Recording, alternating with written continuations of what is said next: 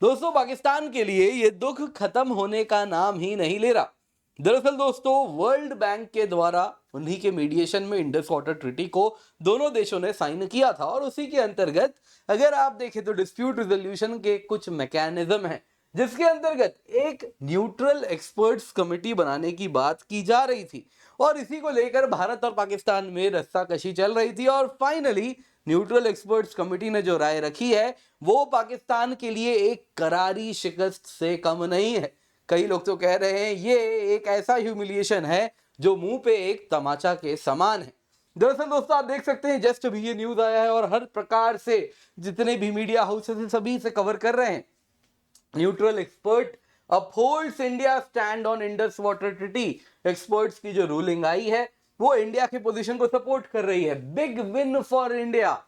Experts new Delhi के stand को uphold करते हैं और वहीं मिनिस्ट्री ऑफ एक्सटर्नल अफेयर्स ने भी अपना बयान दिया है इस पे, जिसमें उन्होंने कहा है कि वी स्टैंड विंडिकेटेड, यानी जो हमारा स्टैंड है वो सही था, पाकिस्तान गलत था और आज यही बात न्यूट्रल एक्सपर्ट्स कमेटी भी कह रहे हैं। दरअसल दोस्तों पूरा मुद्दा दो प्रोजेक्ट को लेकर के था।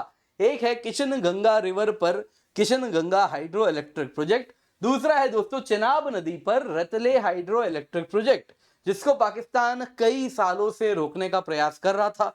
भारत जिसे बना रहा है वो टाइम एंड अगेन अलग अलग हवाला दे रहा है इंडस वाटर ट्रीटी के ये खिलाफ है और हम नहीं बना सकते, और इसी को लेकर डिस्प्यूट रिजोल्यूशन में कई चैलेंजेस कई इश्यूज आ रहे हैं। तो क्या है ये पूरा मुद्दा, हम बहुत ज्यादा आज इसे डिटेल में कवर करेंगे क्योंकि end of the day Bharat ने भी अपना स्टैंड यहाँ पे क्लियरली कहा है कि वी आर वेरी हैप्पी, जो हुआ है इसको हम सपोर्ट करते हैं। क्या है दोस्तों पूरी कहानी, आइए जरा जानते हैं। पर इससे पहले आगे बढ़े आप लोगों के लिए बहुत जरूरी अनाउंसमेंट है, क्योंकि दोस्तों आप अगर देखें तो आपके लिए प्रीलिम्स 2025 क्रैश कोर्स हम लेकर के आए हैं, जिसके अंतर्गत प्रीलिम्स एग्जाम आने वाला है, लेकिन उसके पहले आपको हम प्रीलिम्स रेडी बना देंगे। जी हाँ दोस्तों, complete GS, complete CSAT, notes, mock test, theory, current affairs, live classes, doubt resolution, सब कुछ आपको हम दे रहे हैं बड़े ही अफोर्डेबल प्राइस पे, केवल 14,999 रुपए। ये तब है जब आप KC10 कोड का इस्तेमाल कर रहे हैं। दोस्तों इस कीमत पे आपका सिलेबस कंप्लीट हो जाएगा, तो अगर आप अब तक नहीं जुड़े हैं तो जल्दी से जाइए, क्योंकि 28 जनवरी से भैया बैच तो हमारा स्टार्ट होने जा रहा है। जल्दी से जाएं, जाके जुड़ जाएं। तो मुद्दा क्या है दोस्तों, मुद्दा यह है कि ये दो प्रोजेक्ट जो आप देख रहे हैं यहाँ पे है Kishan Ganga river hydro electric project जो कि किशन गंगा रिवर पे है, दूसरा दोस्तों चनाब पे है रतले हाइड्रो इलेक्ट्रिक प्रोजेक्ट। दरअसल दोस्तों अगर इंडस वाटर ट्रीटी की बात करें तो सतलज, ब्यास, रावी ये वो नदियां हैं जिसपे भारत अपना प्रोजेक्ट जैसा चाहे वैसा बना सकता है। वहीं अगर आप चिनाब, झेलम और इंडस की बात करें तो ये वो नदियां हैं जो कि वेस्ट फ्लोइंग रिवर्स हैं जिनके ऊपर भारत लिमिटेड इस्तेमाल कर सकता है, run of the river projects वगैरह बना सकता है। तो भारत वैसे ही कुछ run of the river projects यहाँ पे बना रहा है, लेकिन पाकिस्तान का कहना है ये इंडस वाटर ट्रीटी के खिलाफ है। ये दोनों के दोनों प्रोजेक्ट अगर आप देखें तो पाकिस्तान ने इंडस वाटर ट्रीटी का हवाला देते हुए इसे कंटेस्ट किया। अब देखिए इसमें कोई नई बात तो है नहीं, आज तक हमने जितने प्रोजेक्ट्स बनाए पाकिस्तान ने सबको कंटेस्ट किया है, तो पाकिस्तान ने वही किया। लेकिन यहाँ पे पाकिस्तान ने क्या किया, पहले तो वर्ल्ड बैंक के द्वारा एक न्यूट्रल एक्सपर्ट को इन्होंने 2015 में गठित करवाया। कहा कि आप जरा देखिए, एक्सपर्ट कमेटी बनवाई गई और कहा गया कि आप जरा देखिए कि भारत इसमें जो कर रहा है क्या ये इंडस वाटर ट्रीटी के वायलेशन में है या नहीं है। लेकिन 2016 में उससे पीछे हट गया और पैरेलली एक परमानेंट कोर्ट ऑफ आर्बिट्रेशन जो कि दी हेग नीदरलैंड्स में मौजूद है वहां पर चला गया और कहा कि यहां पे हमारा मुद्दा सॉल्व होगा। यानी कि दो दो उसने दरवाजे एक साथ खटखटाए हैं। दरअसल दोस्तों भारत का कहना है इंडस वाटर ट्रीटी के खिलाफ है। हुआ यूं है दोस्तों, अगर आप इंडस वाटर ट्रीटी की बात करें तो इसमें बड़ा ही प्रॉपर तरीका है जिसके द्वारा आप कोई भी डिस्प्यूट को रिजॉल्व करेंगे। 3 स्टेप का प्रोसेस है।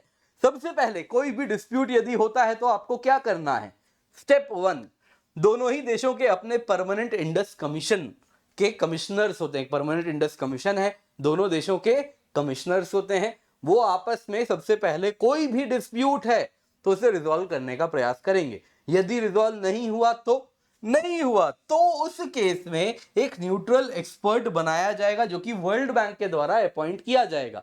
क्योंकि वर्ल्ड बैंक मीडिएटर था भारत और पाकिस्तान के बीच में जब इंडस वाटर ट्रीटी सॉल्व बना था, तो इसलिए वर्ल्ड बैंक का अगर मीडिएशन में एक न्यूट्रल एक्सपर्ट बनाए जाएंगे और वो फिर मुद्दा रिजॉल्व कर देंगे। यदि तब भी नहीं हो पाया, मान लो वर्ल्ड बैंक के न्यूट्रल एक्सपर्ट्स ऐसा कह दिए कि ये मुद्दा हमारे डोमेन के नहीं है, हमारे एक्सपर्टीज का नहीं है, तो उस केस में आप कोर्ट ऑफ आर्बिट्रेशन में जा सकते हैं, जहां पे मुद्दा सॉल्व करेंगे। यहां पे दोस्तों भारत का कहना यही है कि देखिए, इंडिया की जहां तक बात है, हमने यही कहा कि देखिए न्यूट्रल एक्सपर्ट वाला बात सही है, ठीक है, इंडस कमिश्नर्स के पास गया, वो रिजॉल्व नहीं कर पाए, बात ठीक है, बात समझ आती है, रिजॉल्व नहीं हुआ। लेकिन अब जब ये मैटर न्यूट्रल एक्सपर्ट्स के पास गया 2015 में, आप 2016 में परमानेंट कोर्ट ऑफ आर्बिट्रेशन के पास कैसे चले जाएंगे? पहले ये मुद्दा न्यूट्रल एक्सपर्ट सॉल्व तो करें, उसका अगर वो कह दे कि भाई हमारे डोमेन में नहीं है, हम सॉल्व नहीं कर सकते, तो समझ आता है परमानेंट कोर्ट ऑफ आर्बिट्रेशन में हम दोनों जा सकते थे। लेकिन दोनों प्रोसेस को एक साथ स्टार्ट करना ये कहीं से भी सही नहीं होगा और ये इंडस वाटर ट्रीटी के भी खिलाफ होगा। अब दोस्तों नया क्या हुआ इसमें? दोस्तों हुआ क्या कि इन टोटल इंडिया और पाकिस्तान ने 7 पॉइंट्स ऑफ डिफरेंसेस आइडेंटिफाई किए थे, क्योंकि स्टेप 1 में क्या है, दोनों देशों के कमिश्नर्स आते हैं, जो भी डिस्प्यूट होता है उस पर चर्चा करते हैं और 7 पॉइंट्स के हमारे डिफरेंसेस निकले।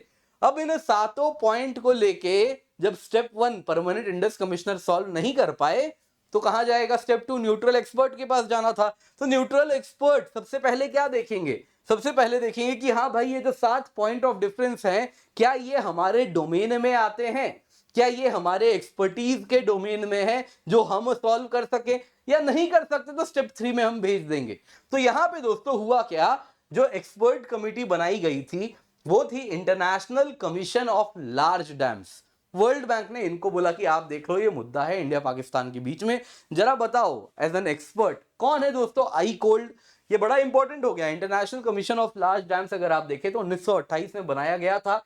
इसमें अगर आप देखें तो 100 से अधिक देश, 10,000 से अधिक इंडिविजुअल मेंबर्स हैं।